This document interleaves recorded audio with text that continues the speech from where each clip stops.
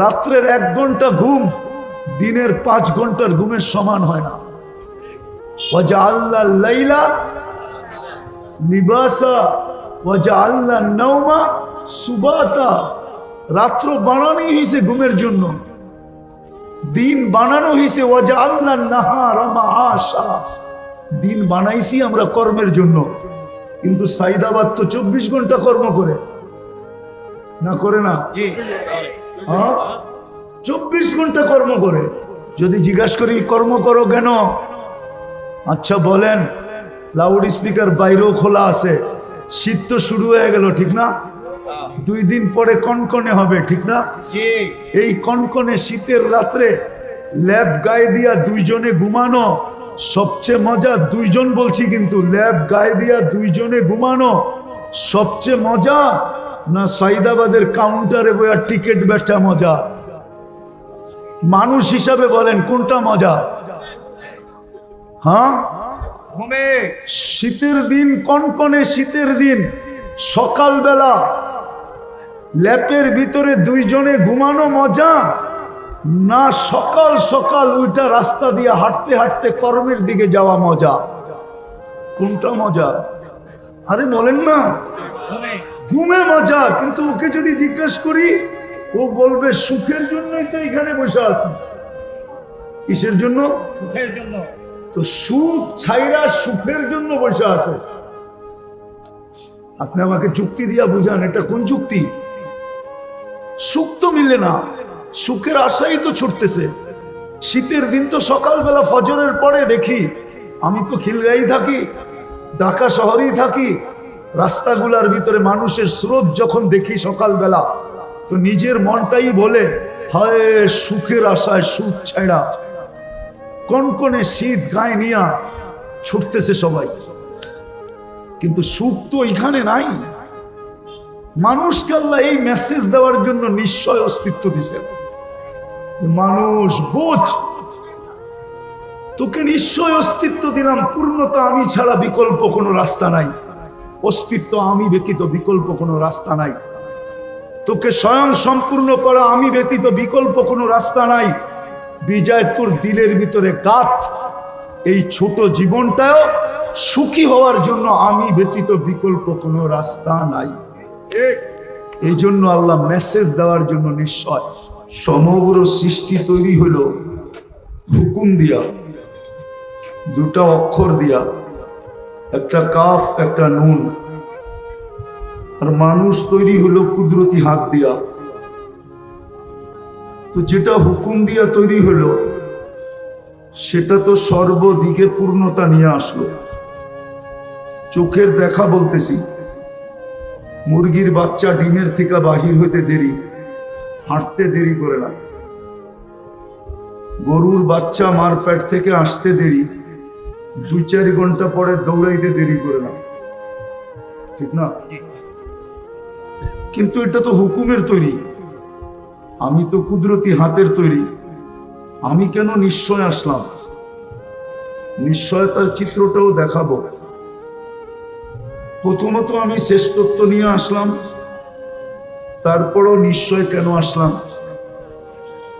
কুদরতি হাতের তৈরি, তারপরও আমি নিশ্চয় কেন আসলাম? যে হুকুমের তৈরি সে স্বয়ং সম্পূর্ণতা নিয়ে কেন আসলো?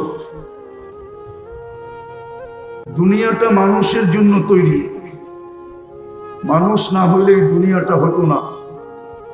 কোরআন এটাই বুঝায় যে মানুষ না হলে দুনিয়াটা হতো না। ওয়াল্লাযী খালাকা লাকুম মা ফিল আরদি জামিয়া। সবকিছু যখন আমার জন্য তৈরি, আমি নিশ্চয় কেন আসলাম? সবকিছু যখন আমাকে দিলেন, ওয়াল্লাযী আদ-দুনিয়া খুলিকনা লাকুম, দুনিয়া আমার জন্য তৈরি। ওয়াল্লাযী খালাকা লাকুম মা ফিল আরদি জামিয়া, সবকিছুর আধিপত্য আমার হাতে উঠাইয়া দিলেন, তারপরও আমি কেন নিশ্চয় আসলাম? বাবার বিষয়, কিন্তু চিন্তা করার বিষয়। আর চিন্তা ক্ষমতা যদি না দিতেন তাহলে বুঝতাম যে চিন্তা ক্ষমতা দেন নাই। মানুষকে যে চিন্তা ক্ষমতা দিছেন, সৃষ্টির ভিতরে কাউকে এই চিন্তা ক্ষমতা দেন নাই।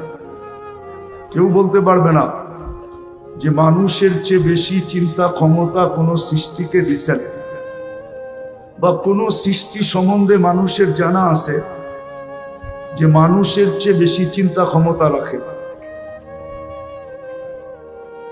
যদিও কেউ প্রশ্ন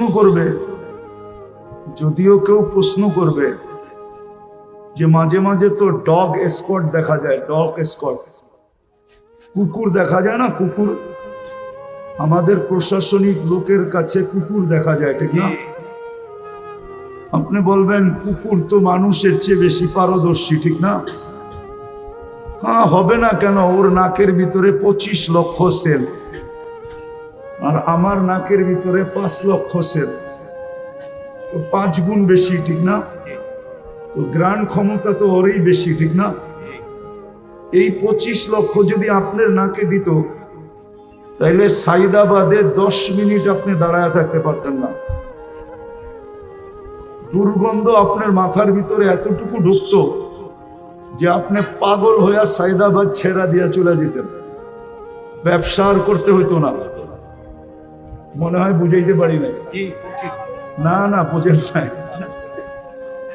ওর নাকে 25 লক্ষ সেল, মানুষের নাকে মাত্র 5 লক্ষ সেল। বিদায় গন্ধ গ্রাণ শোনার ক্ষমতা ওর বেশি। এই জন্য গ্রাণ দিয়া ও কোনটার ভিতরে মাদক আছে কোনটার ভিতরে নাই এটা ও বুঝতে পারে, মানুষ বুঝতে পারে না। ও একদিক দিয়েই পারদর্শী, শুধু গ্রাণ শোনার দিক দিয়েই পারদর্শী, আর মানুষ সর্বদিকে পারদর্শী। বিদায় কেউ যদি ভাবে যে কুকুর মানুষের চেয়ে উত্তম, তাহলে এই ধারণাটা ভুল হবে। মানুষ সর্বমুখী পারদর্শী। কি সর্বমুখী পারদর্শী? আচ্ছা, ওরে যে ট্রেনিং দিয়া ট্রেনিং প্রাপ্ত বানাইলো, এটা কি কুকুরে বানাইলো না মানুষে বানাইলো? মনে হয় বুঝাইতে পারি না। তাহলে ওর ওস্তাদ কে? মানুষ। তাহলে মানুষই তো শ্রেষ্ঠ, ঠিক না? মানুষ শ্রেষ্ঠ হওয়া সত্ত্বেও নিশ্চয় আসে কেন? আমি তো 4-5টা দেখাইলাম, ইচ্ছা করলে ফজর পর্যন্ত দেখানো যায়, কিন্তু এতগুলা মনে থাকবে না। আজকাল আমাদের ব্রেন সব চলে গেছে প্রযুক্তিতে, আমাদের ব্রেন আমাদের কাছে নাই। এই জন্য এখানে পাওয়া যাবে কলেজের ছেলে, একে পাওয়া যাবে শিক্ষিত। যদি একটা সহজ ঘরের নামটা বলতে বলি তাহলে বলতে পারবে না, এটা আমার বিশ্বাস। বলুক 13 নামটা, বলুক 13 নামটা পারবে না। ও 13-কে 13 দিয়া গুণ দিতে গেলে ক্যালকুলেটর তালাশ করবে। আর আগের যুগে আছে 25 পর্যন্ত নামটা মুখস্থ করতে হইতো স্কুলে, প্রাইমারিতেই কমপ্লিট হইতো 25 পর্যন্ত। আমরা 25 পর্যন্ত করছি। তো এখন চলে গেছে মানুষের ব্রেন প্রযুক্তিতে, মোবাইল বললাম না, প্রযুক্তিতে চলে গেছে। বিদায় বেশি বললে মনে থাকবে না। এই জন্য চোখা 2-4টা বলতেছি। চোখা বোঝেন? মনে হয় বোঝেন না, ঢাকায় শব্দ তো কোত্থেকে বুঝবেন? এখন বললে তো অন্যের আবার চেতা যাইব। এখানের আদি বাসিন্দারা সবাইকে অন্য একটা শব্দ বলে, ওই শব্দটা বললামই না। এই জন্য 2-4টা বললাম আর কি, যে মানুষ সৃষ্টির সেরা, সে নিশ্চয় জমিনে পা রাখে কেন? অথচ যুক্তি তর্ক বলে গাভীর বাচ্চাটা দুনিয়াতে আসতে দেরি, 2 ঘন্টা পরে দৌড়াইতে দেরি করে না। মুরগির বাচ্চাটা ডিমের থেকে বাহির হইতে দেরি, সাথে সাথে হাঁটতে দেরি করে না। কিন্তু মানুষের বাচ্চাটা কেন নিশ্চয়? সে তো সৃষ্টির সেরা, কুদরতি হাতের তৈরি। দুনিয়ার আধিপত্যটা তাকে দিলেন, দুনিয়া তার জন্য তৈরি করলেন। সে সৃষ্টির ভিতরে সবচেয়ে সুন্দর, সৃষ্টির ভিতরে গঠনের দিক দিয়া মানুষের তুলনা হয় না। মানুষের চেয়ে গঠনে সুন্দর কোনো সৃষ্টি নাই। কেউ যদি বলে পরী, এটা আমি মানি না, কেননা পরী কেউ দেখছে নাকি? আসল রূপে কেউ পরীকে আজ পর্যন্ত দেখে নেয়। শুধু একটা ভুয়া প্রবাদ বাক্য পরীর মতো সুন্দর। আচ্ছা যুক্তিতে বলেন, পরী যদি সুন্দর হইতো তাইলে কাইলা ছেড়ারে কেন ধরলো? ও তো ওর চেয়ে সুন্দর ছেলেকে ধরা উচিত ছিল, যুবরাজকে, ঠিক না? ও কাইলা ছেড়ারে কেন ধরলো? আমার যুক্তি দিয়া বুঝান।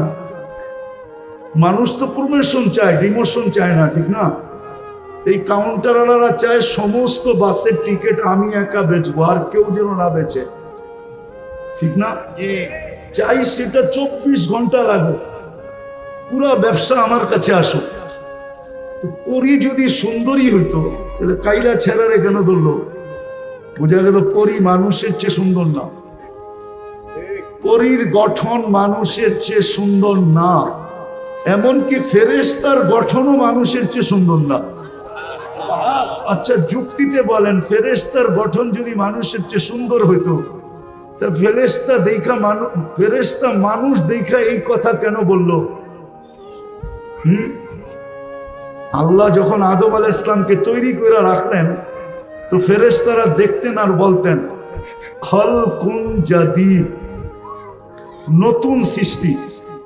কেন এর আগে মানুষ দেখেন নাই?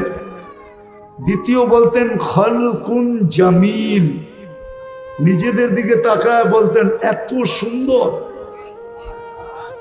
তাহলে এই ফেরেশতারা কেন সুন্দর বলতেন? হ্যাঁ কি আফ্রিকান দেখলে আমাদের ছেলেরা পিছে পিছে হাঁটে নাকি? সাদা চামড়া দেখলেই পিছে পিছে হাঁটে, ঠিক না? হ্যাঁ ঠিক না? যুবকরা পিছে পিছে হাঁটে না সাদা চামড়া দেখলে? মনে হয় বুঝে নাই। আবার একজন আরেকজনের চোখ টিপি দেয়, ঠিক না? কি বুঝাইতে চায়? দেখছো চামড়া কিরম সাদা, ঠিক না? আসলে তো চামড়াটাই সাদা, ঠিক না? নাইলে আর কি আছে? আর কিছু আছে? একটা কাহিনী মনে উঠলো। এক বাদশাহ ছিলেন প্রতাপশালী, নাম ছিলেন ইয়াজিদ বিন মুহাল্লাব, মুসলিম বাদশাহ। মালিক ইবনে দিনার রহমতুল্লাহ আলাইহির জামানায় বড় আল্লাহওয়ালা ছিলেন মালিক ইবনে দিনার, ওলামারা চিনেন। তো উনি ওনার দিকে একটু বাঁকা চোখে দেখছিলেন, বাঁকা চোখে। তো বাদশাহ ডাইকা জিজ্ঞাসা করছে, তুমি তো আমার রাজত্বেই থাকো, তুমি কি আমাকে চিনো না? বলছে অবশ্যই চিনি। বলছে তাহলে বাঁকা চোখে কেন দেখলা? তো বলল শোনো, আমি তোমাকে তোমার চেয়ে বেশি চিনি। তো সে একটু আশ্চর্য বোধ করলো, আরে আমার চেয়ে আমি আমাকে যতটুক না চিনি, এই লোকটা আমার চেয়ে আমাকে বেশি কি করে চিনে? বলছে বলো। আগের যুগের বাদশারা প্রতাপশালী ছিল কিন্তু বেয়াদব ছিল না। কি ছিল না? বেয়াদব ছিল না। রাগ হয় না, পায়ে হাত রাখি। আজকাল তো মানুষ একটু ক্ষমতা পাইলে শুধু প্রতাপশালী হয় না, বেয়াদব হয়, আদব কায়দা হারায় ফেলে, ঠিক না? আদব কায়দা, কথা বলারও ঢং জানে না। তো বাদশাহ জিজ্ঞেস করলো, তুমি আমাকে আমার চেয়ে বেশি কিভাবে চিনো? তো মালিক ইবনে দিনার রহমতুল্লাহ আলাইহি বলতেছিলেন, আমা কানা আউয়ালুকা নুতফা, তোমার উৎস কি বীর্য ছিল না? তোমার তৈরি তো বীর্য থেকে, ঠিক না? আরে কি সত্য তো?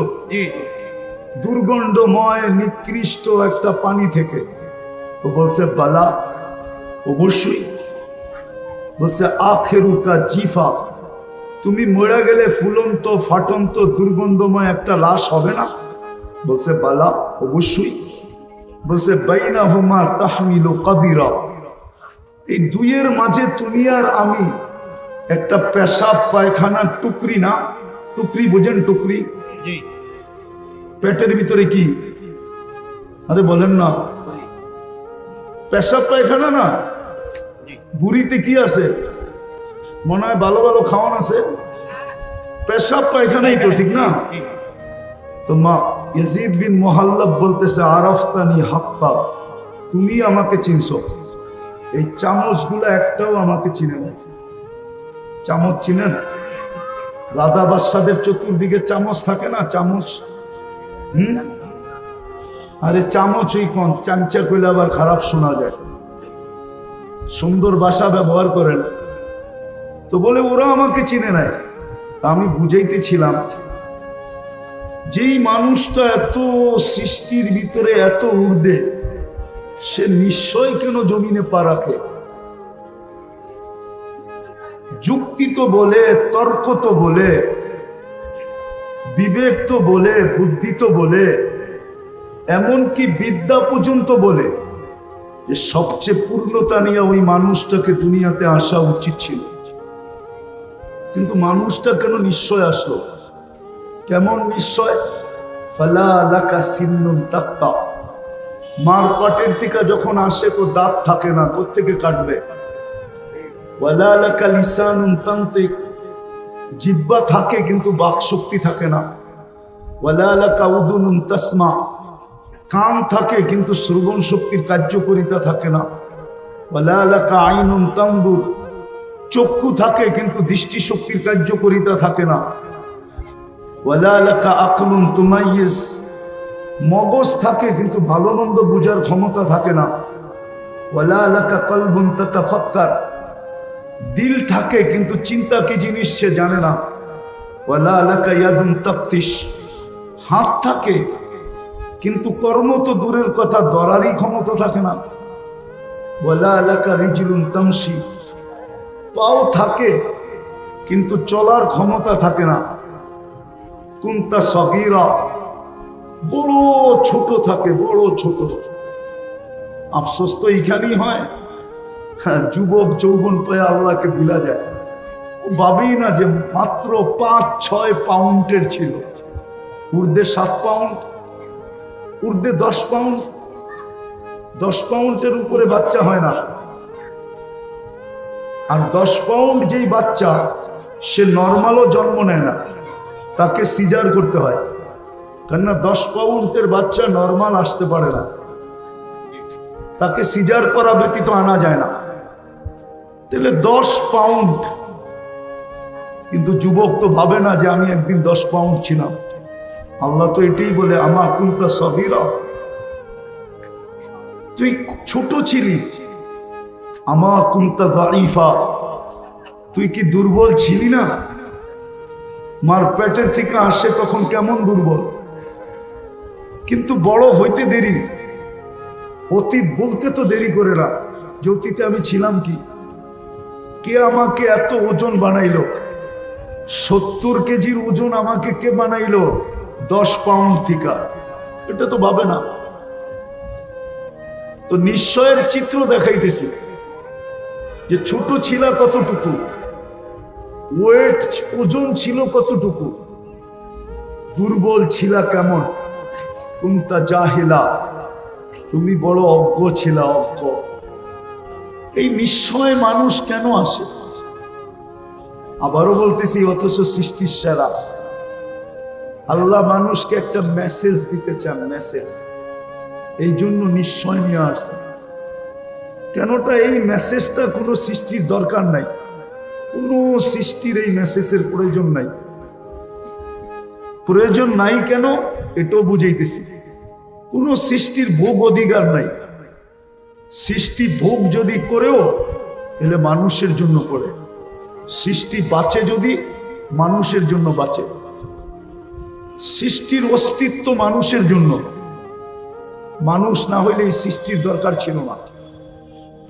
সূর্যের আলো দরকার ছিল না, চাঁদের কিরণও দরকার ছিল না, নদী প্রবাহমান হওয়াও দরকার ছিল না, সমুদ্রের তরঙ্গ মারাও দরকার ছিল না। এটা খোলার সময় এখন নাই। আর এই হইহুল্লার ভিতরে যে বুঝে আসবে এমনও না, যদি খুলিও তাইলে বুঝে আসবে না। এটার জন্য খুব নির্জনতা চাই, খুব ধ্যান চাই, তাইলে হয়তো বুঝে আসতে পারে যে সব সৃষ্টি মানুষের জন্য। সব সৃষ্টি মানুষের জন্য। মানুষ না হলে কিচ্ছু হতো না, কিচ্ছু প্রয়োজনও ছিল না। তো যেটা বুঝাইতেছিলাম, মানুষ নিশ্চয় আসে কেন? শুধু একটা মেসেজ দেওয়ার জন্য। এই মেসেজটা কোনো সৃষ্টির দরকার নাই, প্রয়োজন নাই। এই জন্য সব সৃষ্টিকে আল্লাহ পূর্ণতা দিয়ে অস্তিত্ব দেন। শুধু ওই মেসেজটা বোঝার জন্য মানুষকে নিশ্চয় অস্তিত্ব দেন, নিশ্চয়। শুধু একটা মেসেজ বোঝানোর জন্য। আর মেসেজটা এই জন্য বুঝাইতেছিলাম, কোনো সৃষ্টির ওই মেসেজের প্রয়োজন নাই, কেননা ভোগ অধিকার নাই। কোনো সৃষ্টির জীবনের ফলাফল নাই, প্রতিদান যাকে বলে, প্রতিদান নাই। কোনো সৃষ্টি প্রতিদান পাবে না, এমনকি ফেরেশতা পর্যন্ত প্রতিদান পাবে না। কোনো সৃষ্টি জান্নাত জাহান্নামে যাবে না, শুধু একমাত্র মানুষই জান্নাতে যাবে, জাহান্নামে যাবে। উকুদুহান নাস ওয়াল হিজারা, কুরআন বলে শুধু মানুষ জাহান্নামের ইন্ধন হবে। এই জন্যই মানুষটাকে মেসেজ দেওয়ার প্রয়োজন ছিল। এই জন্য আল্লাহ নিশ্চয় অস্তিত্ব দিয়েছেন, যদিও মানুষ ভাবে না। এটাও মানুষেরই স্বভাব, এটাই মানুষের স্বভাব। জিতার আগে একরকম, জিতা গেলে আরেক রকম। জিতার আগে পাও ধরতে পারে, আবার জিতার পরে যার পাও ধরছে তারে ফুটবলের মতো লাথিও দিতে পারে। এটা মানুষের স্বভাব। কুরআন বলতেছে, কুরআন, আমি না। কুতিলাল ইনসানু মা আকফারা। নাইলে একটা কথা বোঝেন, এটা তো স্বীকার করি, হায়াত কার হাতে? আল্লাহ। মৌত আল্লাহ। সুস্থতা আল্লাহ। অসুস্থতা আল্লাহ। সর্বকিছু কার হাতে? আল্লাহ। যেই মানুষটা বলে আল্লাহ ডাকলে ও মসজিদে যায় না কি করে?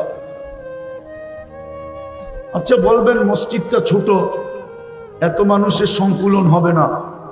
বলুক এই কাউন্টারে জামাতে দাঁড়ায় কিনা, নামাজ পড়ে কিনা, অথবা এই রোডে দাঁড়ায় কিনা, বলেন কয় পার্সেন্ট মানুষ নামাজ পড়ে?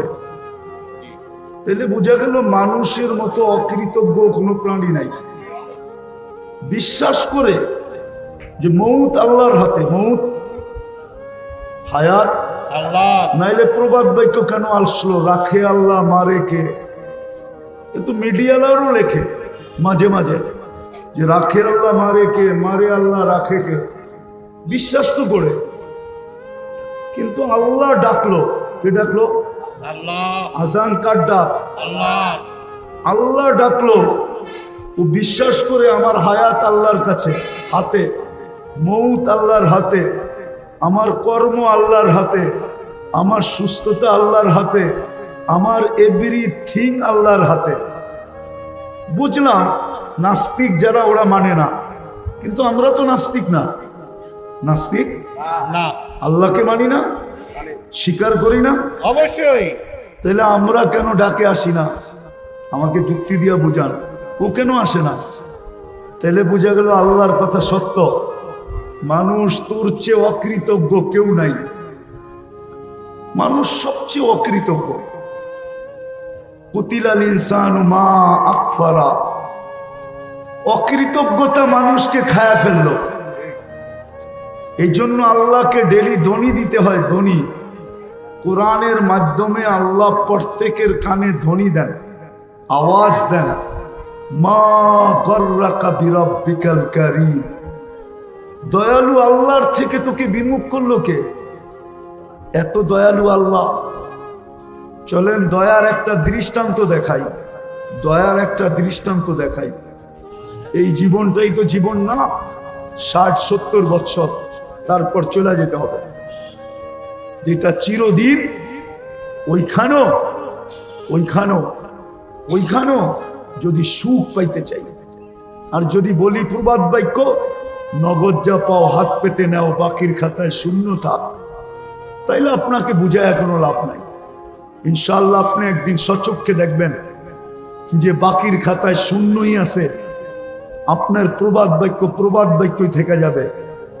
এই জন্যই কোরআন বলছে আফা হাসিবতুম আন্নামা খালাকনাকুম আবাস।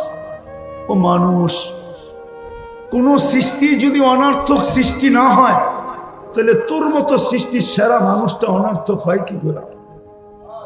যাকে আমি সৃষ্টির ভিতরে সবচেয়ে সৌন্দর্য দিলাম, ওটা অনর্থক হয় কি করে? যাকে সৃষ্টির ভিতরে সবচেয়ে সুন্দর গঠন দিলাম, ওটা অনর্থক হয় কি করে? যাকে আমি দুনিয়াটা হাতে উঠায় দিয়া দিলাম, ওটা অনর্থক হয় কি করে? যাকে দুনিয়ার আধিপত্য দিলাম, সেটা অনর্থক হয় কি করে?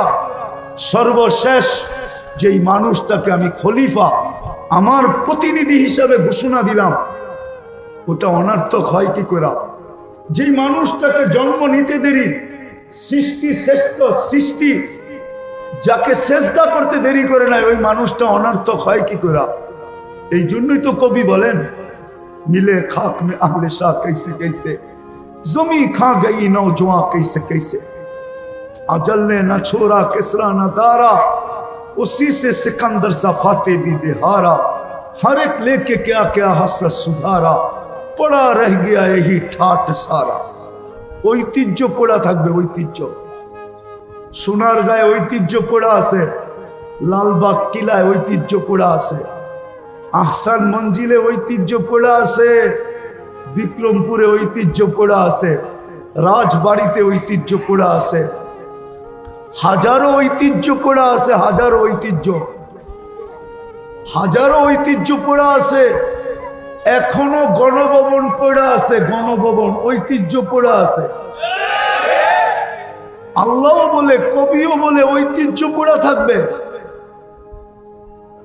ছোটবেলা অনেক বাস কোম্পানি দেখতাম, যাদের নাম এখন পর্যন্ত একটাও নাই, শুধু একটা আছে, ইগলের কিছু বাস এখন দেখা যায়, বাকি পুরান কোম্পানির একটাও নাই, শুধু ইগলটা দেখা যায়। ছোটবেলার বাসের কোম্পানির কথা বলতেছি।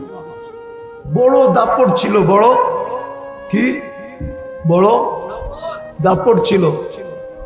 রাগ হয়ে যাবেন বললে? না, পরিবহন রাগ হয়ে যাবে। বলবো, পরিবহনগুলার ব্যবহারে মনে হয় এরা যাত্রীকে বিনা পয়সায় নিয়ে যায়, বিনা পয়সায়। এরকম রাগ ব্যবহার করে কাউন্টার থেকে নিয়ে পায়ে হাত দিয়া বলতেছি, রাগ হয়েন না, কন্ট্রাক্টর থেকে নিয়ে সবাই এরকম রাগ ব্যবহার করে, মাঝে মাঝে মনে হয় বিনা পয়সায় নিয়ে যায় কি, কিন্তু আসলে এদের পরিবহন চলে তো জনগণের মাধ্যমে, ঠিক না? জনগণ যদি বলে আমরা 11 নম্বর পরিবহন ব্যবহার করব, আজকের থেকে কোনো পরিবহনই ব্যবহার করব না। 11 নম্বর চিনেন? দুর্মিয়া এটাও চিনেন না, ঠিক না? এই দুইটা পাও, এটা হলো 11 নম্বর। 11 নম্বর 11 নম্বর পরিবহন ব্যবহার করব, আর কোনো পরিবহনই ব্যবহার করব না। তাইলে দেখেন আপনাদের জনগণের পাও ধরে কেমনে। রিক্সাওয়ালারা যদি ব্যবহারই না করেন, ঢাকা শহরের কত বড়, কিন্তু আমরা অলস হয়ে গেছি বিদায় 5 টাকার ভাড়া 50 টাকা দেওয়া যায়, ঠিক না? 20 টাকার ভাড়া 100 টাকা দেওয়া যায়, ঠিক না? হ্যাঁ, এই জন্যই তো আমরা অসুস্থ। সব ফার্মের মুরগি হয়ে গেছে, 1 কিলো হাঁটতে পারে না, ঠিক না? হ্যাঁ, তো যেটা বুঝাইতেছিলাম, দুনিয়াটা চলবে না আল্লাহ পাওয়া ছাড়া।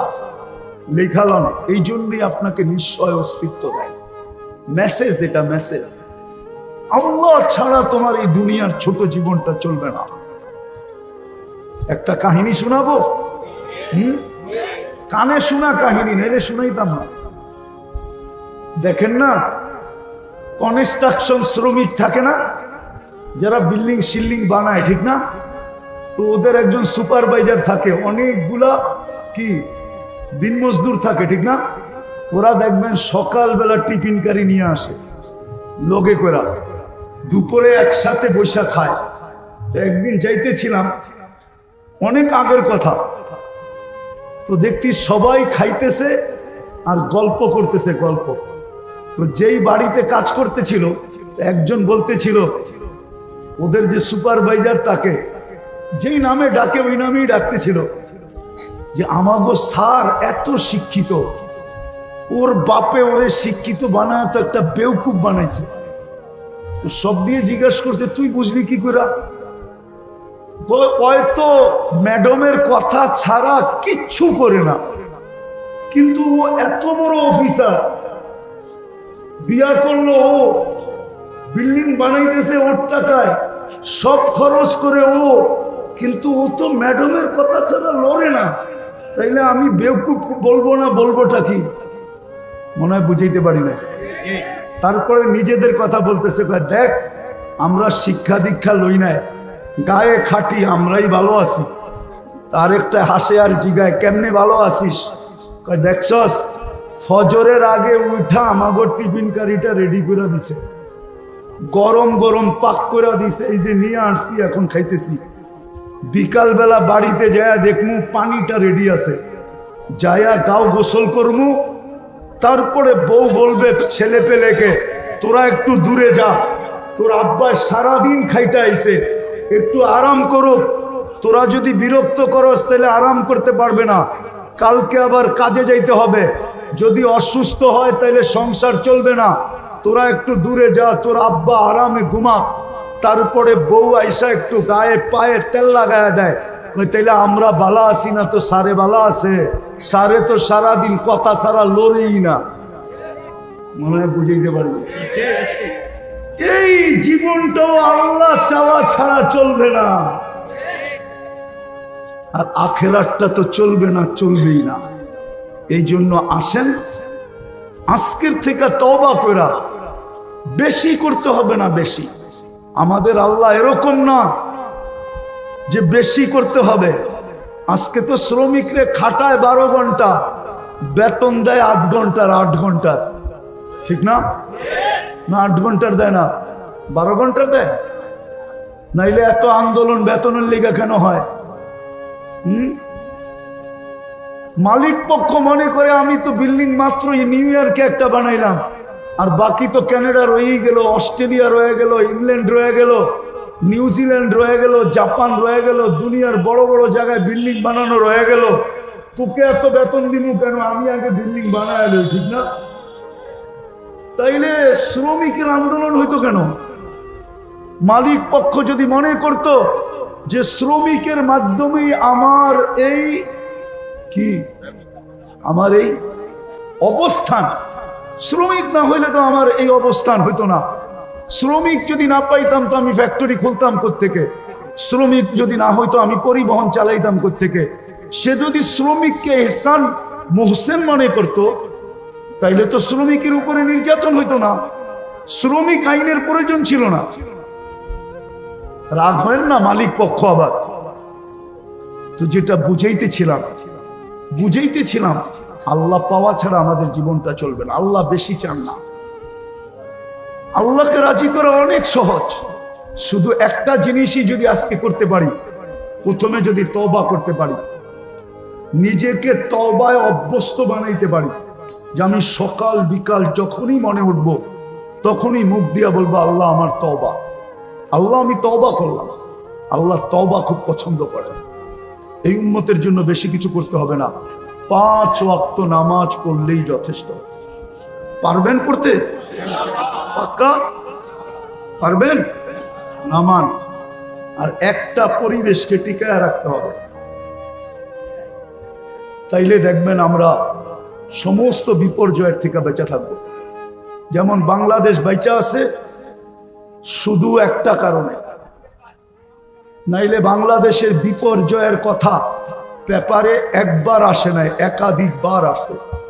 মিডিয়ায় হাজারো বার বলছে যে বাংলাদেশে বিপর্যয় ঘটবে, কিন্তু বাংলাদেশে কোনো বিপর্যয় আজ পর্যন্ত ঘটে নাই।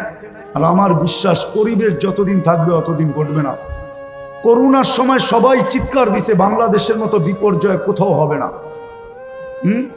আপনারা ব্যারিস্টার সুমনের বয়ান শুনছেন করোনার সময়? ওর বয়ান দেখেন। করোনার সময় ও চ্যালেঞ্জ করে বলছে বাংলাদেশের মতো বিপর্যয় কোথাও ঘটবে না, বাংলাদেশে মাটি দেওয়ার মতো লোক পাওয়া যাবে না। কিন্তু করোনায় বাংলাদেশে কোনো বিপর্যয় ঘটে নাই।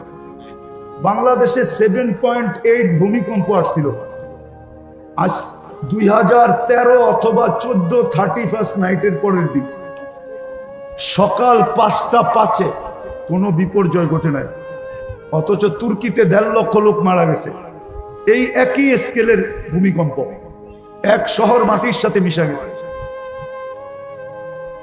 এরকম শতবার বাংলাদেশের 10 নম্বর মহাবিপদ সংকেতের ফ্ল্যাগ উড়ানো হয়েছে, কেননা আবহাওয়াবিদদের কাছে 10-এর উপরে কোনো সংখ্যা নাই। বিদায় বাংলাদেশে কোনো বিপর্যয় ঘটে নাই, ঘটবে না, শুধু 2টা পরিবেশের কারণে বা একটা পরিবেশের কারণে, মসজিদ, মাদ্রাসা, আলেম, ওলামা, শুধু এই পরিবেশটার কারণে। আমি ঘুরা বলতেছি, কিন্তু আমার কথা হয়তো আমার শিক্ষিত সমাজ মানবে না,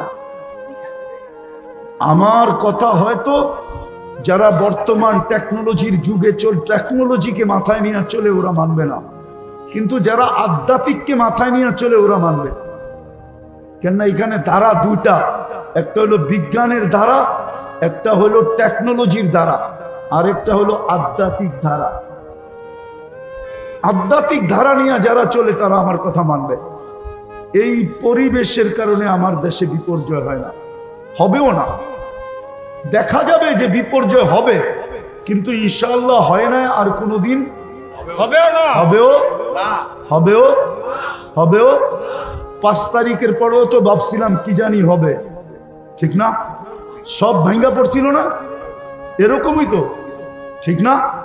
কিন্তু আস্তে আস্তে সামলায় উঠছে না উঠে নাই? স্বাভাবিক হয়েছে না হয় নাই? না হয় নাই?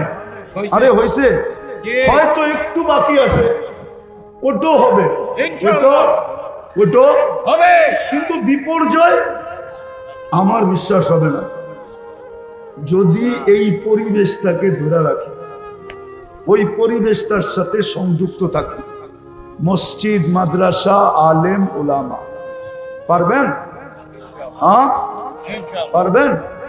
এটাও একটা মাদ্রাসার আয়োজন।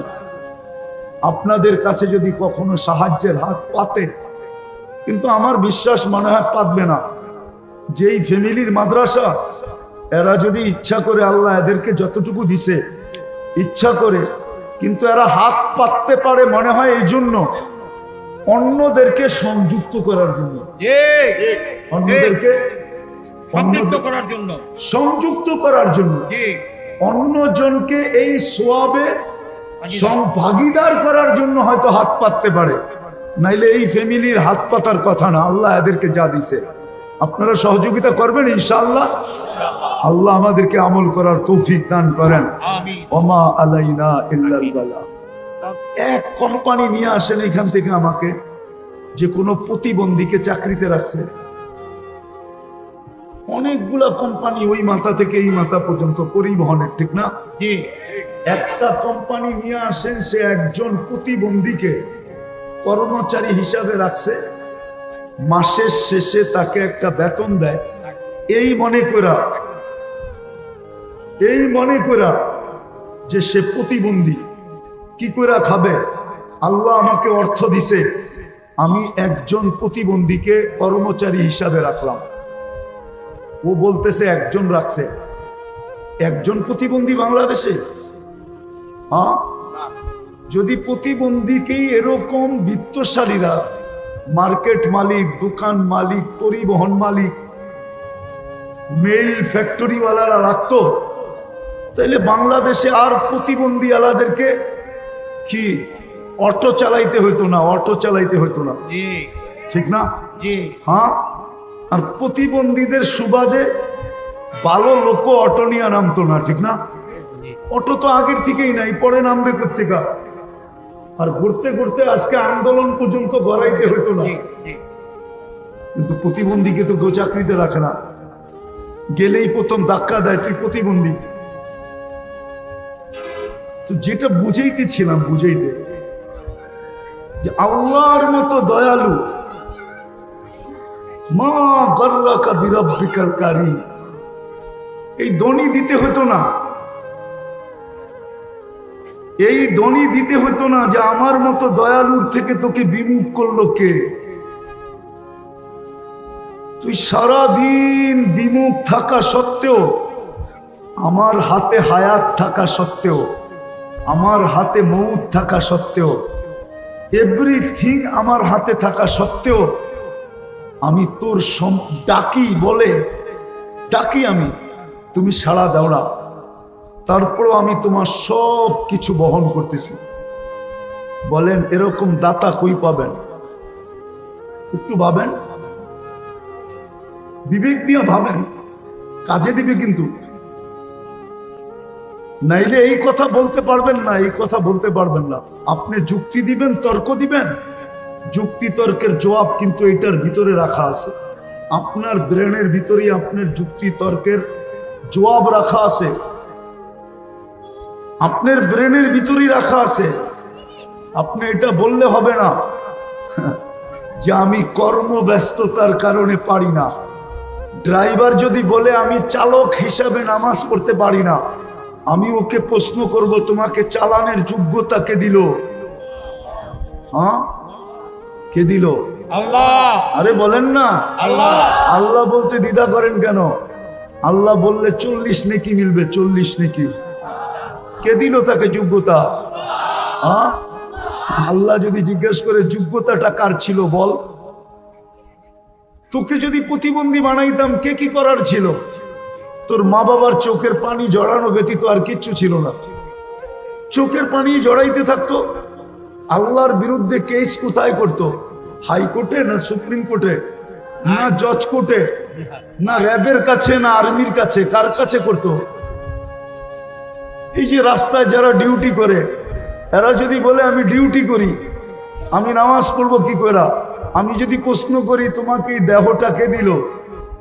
ডিউটি করার মতো যোগ্যতা সম্পূর্ণ তোমাকে কে বানাইলো? এটা আমাকে বলো।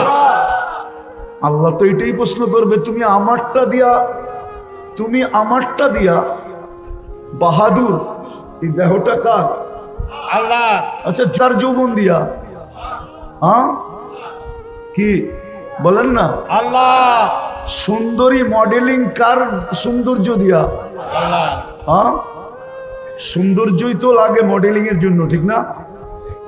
না মডেল সবাই হইতে পারে না, মনে হয় বোঝেন না আপনারা। আরে মডেলিং হইতে হইলে কি লাগে? সৌন্দর্য লাগে না? হ্যাঁ। সৌন্দর্য কার দেওয়া? আল্লাহ। না ওর বাপ মা বাজার থেকে কিনা আইনা সেট করছে? হ্যাঁ বলেন না? না প্লাস্টিক সার্জারি করছে পুরা শরীর? তাও তো না, কার দেওয়া? আল্লাহ। তাহলে ঠিক যে যেখানে কর্মরত ওকে কর্মযোগ্য কে বানাইছে? আল্লাহ। যদি না বানাইতো কিছু হইতো না। তো কি করে বলে যে আমি তো কর্ম করতেছি, আমি ব্যস্ত, আই এম ভেরি বিজি, আমি আপনার ডাকে সাড়া দেই তো দেই কি করে? ও কর্মযোগ্য বানানোটা ভুল হয়েছে, ঠিক না? এটাই মনে হয়, নাহলে ও সাড়া দেয় না কেন? রোডওয়ালা যদি রোডেই নামাজের জন্য দাঁড়াইতো তাহলে হয়তো রোড থাইমা যেত, নামাজের পরে আবার খোলা যেত, ঠিক না? কত আন্দোলনেই তো রোড সারাদিন থামা থাকে, ঠিক না? আপনাদের ফ্লাইওভার কি মাঝে মাঝে থামে না?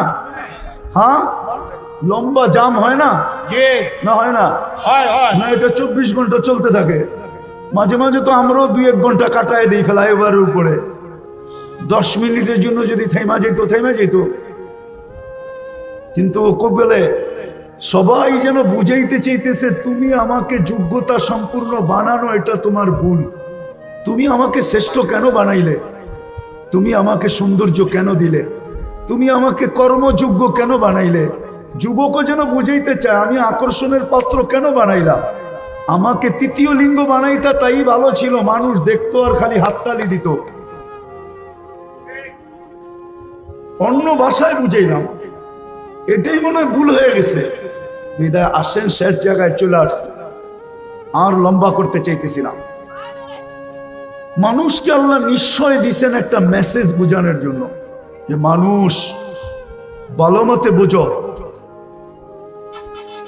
আমি ছাড়া যেরকম তোমার অস্তিত্বের কোনো বিকল্প চিন্তা ছিল না, আল্লাহ ব্যতীত মানুষের অস্তিত্বের কোনো বিকল্প চিন্তা আছে না নাই? আছে? আল্লাহ ছাড়া মানুষকে অস্তিত্ব দিতে পারবে? কোনো বিকল্প চিন্তা আছে? জি না।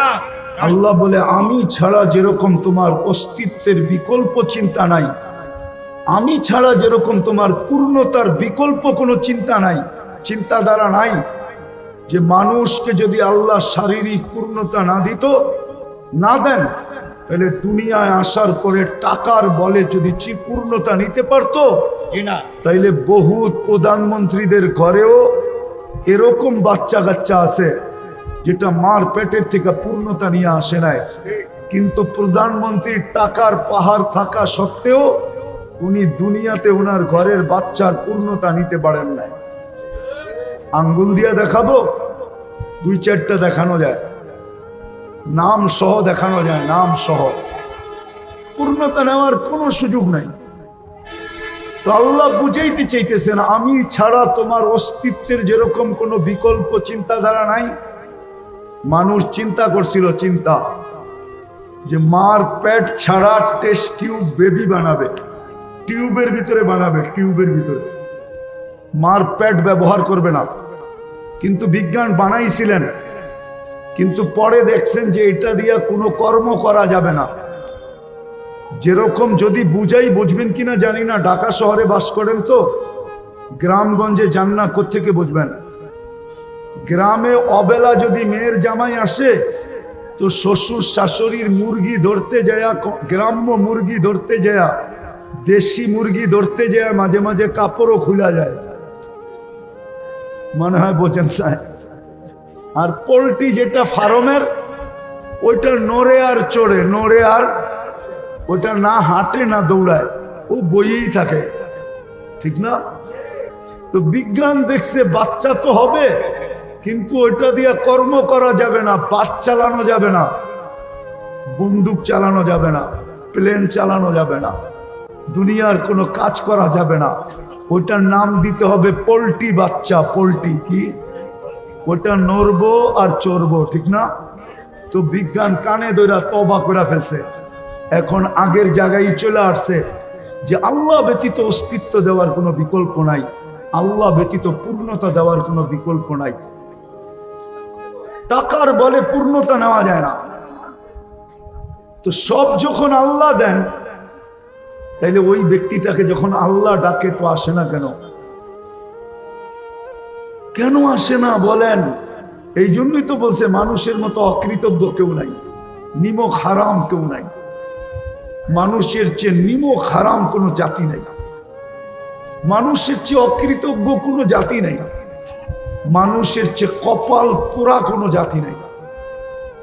বরং দেখা যায় মাঝে মাঝে কিতাব ঘাটলে দেখা যায় মানুষের চেয়ে নিকৃষ্ট কেউ নাই। হ্যাঁ, শুকরও মাঝে মাঝে সকালবেলা ঘুমের থেকে উঠা বলে মালিক চোখটা খুলবো, কিন্তু কোনো বেনমাজির উপরে যেন দৃষ্টিটা না পড়ে। আল্লাহ জিজ্ঞেস করে কেন? বেনমাজি আমার চোখে আমার চেয়ে নিকৃষ্ট। তো যুক্তি জিজ্ঞাস করে, কোন যুক্তিতে?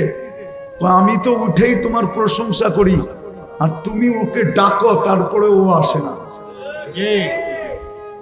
তুমি ওকে ডাকো, আর আল্লাহ ডাকে কেন? এক গাদা জিনিস দেওয়ার জন্য ডাকে, এক গাদা। হায়, মুসলমান যদি নামাজ পড়তো, তাহলে আমার বিশ্বাস ঢাকা শহরে এত ক্লিনিক হতো না।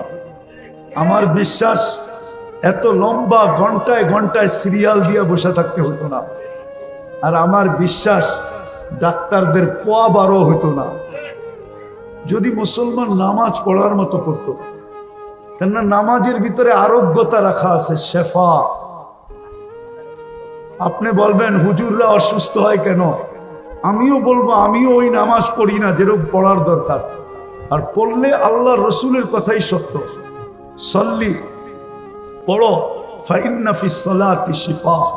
নামাজ পড়ো, নামাজের ভিতরে আরোগ্যতা রাখা আছে।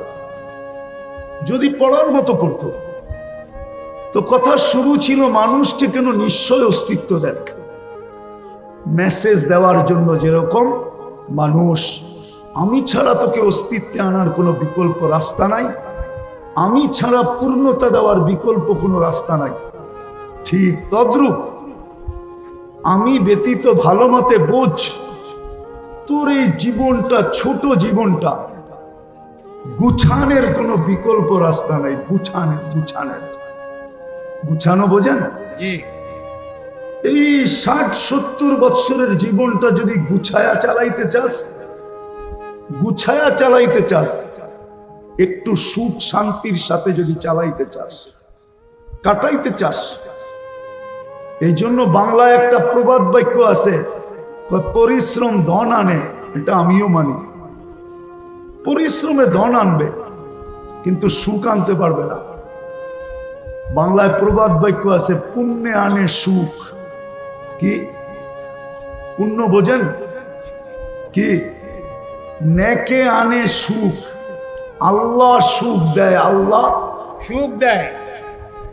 যদি ধনী সুখ দিত, তাইলে ওই ধনী কেন নিজের মাথায় পিস্তল রেখা নিজেই গুলি করত?